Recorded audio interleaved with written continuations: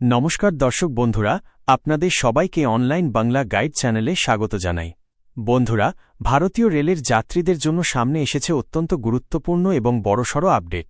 Indian railways catering and tourism corporation IRCTC online ticket booking ব্যবস্থায় এমন কিছু পরিবর্তন আনতে চলেছে যার প্রভাব পড়বে দেশের কোটি কোটি রেলযাত্রীর উপর। রেল কর্তৃপক্ষের তরফে জানানো হয়েছে, টিকিট কালোবাজারি, ভুয়ো অ্যাকাউন্ট এবং অসাধু দালাল চক্র রুখতেই এই নতুন নিয়ম কার্যকর করা হচ্ছে। সবকিছু ঠিকঠাক থাকলে 2026 সালের জানুয়ারি মাস থেকেই ধাপে ধাপে এই নতুন নিয়ম চালু হবে। তো চলুন এই সম্পর্কে বিস্তারিত জেনে নেওয়া যাক। তো প্রথমে জেনে নিই, অনলাইনে ট্রেনের টিকিট কাটতে আধার লিঙ্ক বাধ্যতামূলক।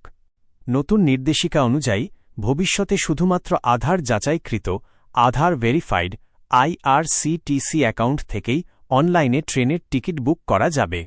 অর্থাৎ যদি আপনার IRCTC অ্যাকাউন্টের সঙ্গে আধার কার্ড লিঙ্ক করা না থাকে, তাহলে আপনি আর আগের মতো অনলাইনে সহজে টিকিট কাটতে পারবেন না। তো এবার জেনে নিন নতুন নিয়ম কবে থেকে কার্যকর হবে। রেলওয়ে 2 ধাপে এই নিয়ম চালু করার সিদ্ধান্ত নিয়েছে। প্রথম ধাপ 5 জানুয়ারি 2026 থেকে সকাল 8টা থেকে বিকেল 4টা পর্যন্ত শুধুমাত্র আধার লিঙ্ক করা IRCTC অ্যাকাউন্ট থেকেই টিকিট বুক করা যাবে। সাধারণ ও তৎকাল 2 ক্ষেত্রেই এই নিয়ম প্রযোজ্য। দ্বিতীয় ধাপ 12 জানুয়ারি 2026 থেকে সকাল 8টা থেকে রাত 12টা পর্যন্ত পুরো দিন আধার যাচাইকরণ ছাড়া কোনো অনলাইন টিকিট বুকিং সম্ভব হবে না। তো এরপর জেনে নিন স্টেশন কাউন্টার থেকে টিকিট কাটলে কি আধার লাগবে। এখানেই একটু স্বস্তির খবর আছে। PRS কাউন্টার, স্টেশন কাউন্টার থেকে সরাসরি টিকিট কাটার ক্ষেত্রে নিয়মে কোনো পরিবর্তন করা হয়নি। অর্থাৎ যারা অনলাইনে টিকিট কাটতে সমস্যায় পড়বেন, তারা আগের মতোই স্টেশনে গিয়ে টিকিট কাটতে পারবেন। তো এবার জেনে নিন কেন এত কড়া সিদ্ধান্ত নিল ভারতীয় রেল। রেলওয়ে সূত্রে জানা গেছে, গত কয়েক বছরে অনলাইন টিকিট ব্যবস্থায় বড় সমস্যা হয়ে দাঁড়িয়েছে। 1. ভুয়ো IRCTC অ্যাকাউন্ট। 2.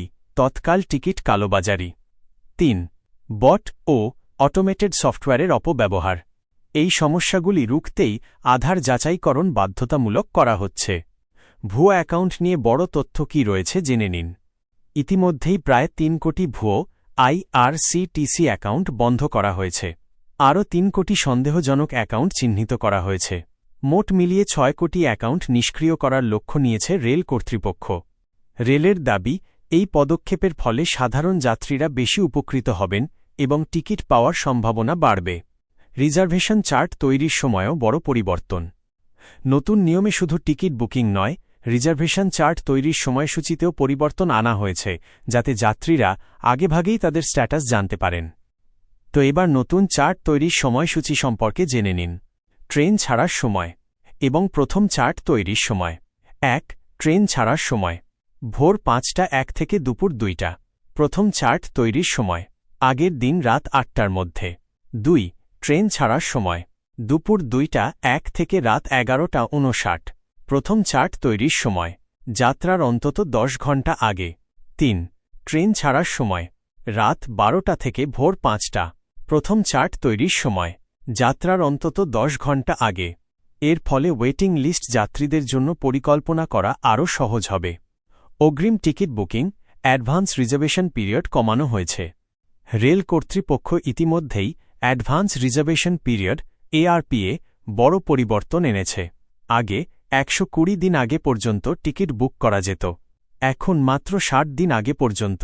রেলের মতে এতে করে টিকিট হোল্ডিং এবং কালোবাজারি অনেকটাই কমবে।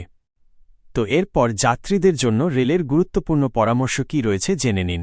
ভারতীয় রেল যাত্রীদের স্পষ্টভাবে পরামর্শ দিয়েছে, 2026 সালের জানুয়ারির আগেই 1.